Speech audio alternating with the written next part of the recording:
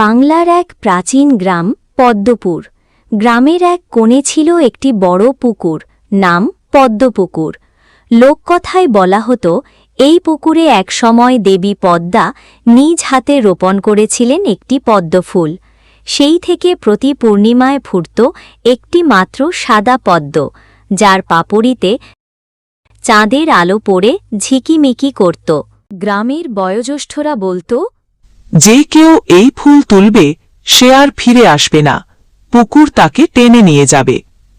কেউ জানত না এটা সত্যি না কেবল ভয় দেখানোর গল্প। গ্রামেরই এক যুবক অনিক, সে শহরে পড়াশোনা করে ফিরেছে, কিন্তু গ্রামের এসব কুসংস্কারে তার বিশ্বাস নেই। সে বলত, এই ফুল হয়তো কোনো বিশেষ প্রজাতির, আর গল্পটা মানুষের ভয় থেকেই তৈরি। কেন আমার মন এক অদ্ভুত টানে নিয়ে আসে পদ্মপুকুরের দিকে? প্রতি রাতেই আমি কেন এভাবে দূর থেকে তাকিয়ে দেখি? কেন যে মনে হয় ফুলটা যেন আমাকে ডাকছে? চাঁদের আলোয় ভেসে থাকা ফুলটা যেন বলছে, এসো, আমাকে ছুঁই দেখো। এক পূর্ণিমার রাতে যখন গ্রামের সবাই ঘুমিয়ে, অনেক চুপিসারে নৌকা নিয়ে পুকুরে নামে। পানি ছিল ঠান্ডা, চারপাশে কুয়াশা। চাঁদের আলোয় পদ্মফুলটি যেন রূপকথার মতো ঝলমল করছিল। অনেক ধীরে ধীরে হাত বাড়াল। ফুলটা ছোঁয়ার মুহূর্তেই পুকুরের পানি ঘূর্ণির মতো ঘুরতে শুরু করল, আর এক শীতল কণ্ঠ ভেসে এলো, তুমি কেন আমার ঘুম ভাঙালে?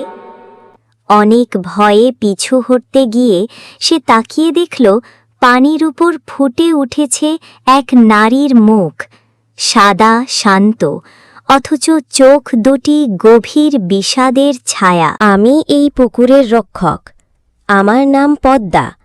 100 বছর আগে আমি ছিলাম এক রাজকন্যা।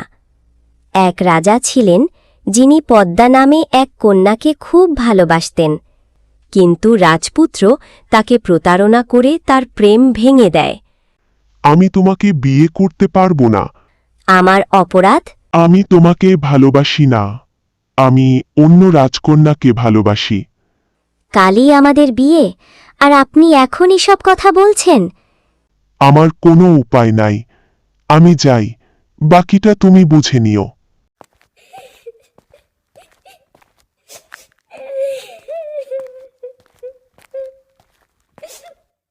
দুঃখে পদ্মা নদীতে ঝাঁপ দেন, আর মৃত্যুর পর দেবতারা আমাকে পদ্মফুল রূপে এই পুকুরের রক্ষক হিসাবে রেখে দেন।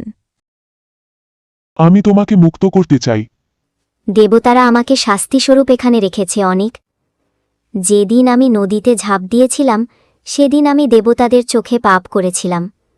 তারা বলেছিল, জীবন তোমার নিজের নয়, তুমি এমনভাবে ফেলে দিতে পারো না। তাই আমাকে জীবনের প্রহরী করে রেখেছে এই পদ্ম পুকুরের রক্ষক। তাহলে কেউ পদ্মফুল ছিঁড়লে মারা যায় কেন?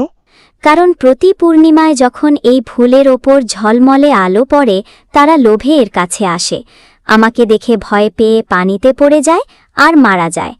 কাউকে রক্ষা করার দায়িত্ব আমার নাই। আমাকে মৃত্যুর পরও পদ্মফুল করে বাঁচিয়ে রাখা, এটা আমার শাস্তি। আর আমার অভিশাপ, এই পুকুরও অভিশপ্ত হয়ে গেছে, যেটা আমাকে প্রতিনিয়ত কষ্ট দেয়। আর কেউ কেউ এই ফুল ছোঁয়ায় সে আমার অভিশাপে জড়িয়ে যায়। দেবতাদের ইচ্ছায় তাকে এই জগৎ আর গ্রহণ করে না। তুমি তাই আমাকে ছুঁয়ো না, দূরে থাকো। আমি দূরে থাকলে তুমি চিরদিন বন্দী থাকবে, আমি তা হতে দেব না। আমাকে মুক্ত করার একটাই উপায়, কোনো মানুষ নিজের জীবনকে ঝুঁকি নিয়ে স্বেচ্ছায় এই ফুল ছিঁড়ে দেবতাদের অভিশাপের বিরুদ্ধে দাঁড়াবে। যদি তুমি ফুল ছেড়ো আর তোমার হৃদয়ে কেবল আমার মুক্তির ইচ্ছা থাকে, মৃত্যু তোমাকে ছুঁতে পারবে না, বরং আমি মুক্ত হব, আর তুমি ফিরে যাবে তোমার পৃথিবীতে। তাহলে আমি প্রস্তুত।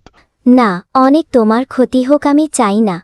তোমার মতন সুন্দর মায়াবী একটা মেয়ে, যাকে প্রথম দেখায় আমার ভালো লেগেছে, আমার কিছু হবে না, কারণ আমি আমার ভালোবাসার মানুষটিকে এভাবে দেখতে পারবো না। হয়তো তোমার সাথে আমি একসাথে এই পদ্মফুলের নিচে থাকব শাস্তিস্বরূপ, নতুবা তোমাকে মুক্ত করে শান্তি দেব। অনেক পদ্মফুলটি ছিঁড়ে নিল। নৌকা ঘুরতে শুরু করল। অনেক জলে পড়ে গেল। অনেক অচেতন হয়ে জলে ভাসছে। হঠাৎ আকাশ থেকে শোনা গেল এক কঠোর কণ্ঠ। যে ভালোবাসার জন্য তুই আত্মহত্যা করেছিলিস, আজ মৃত্যুর পর আত্মা হয়ে থাকা সত্ত্বেও তোকে কেউ ভালোবেসেছে। একজনের প্রতারণাতে জীবন থেমে থাকে না, তার জীবনে নতুন ভালোবাসার মানুষ ঠিকই চলে আসে। এটা বোঝানোর জন্য তোকে এতদিন অভিশপ্ত করে রেখেছিলাম। এই ছেলে তার ভালোবাসার কাছে তোর অভিশাপ ভেঙে গেল। আজ তুই মুক্ত। আলো ধীরে ধীরে মিলিয়ে গেল। অনেকের জ্ঞান ফিরল।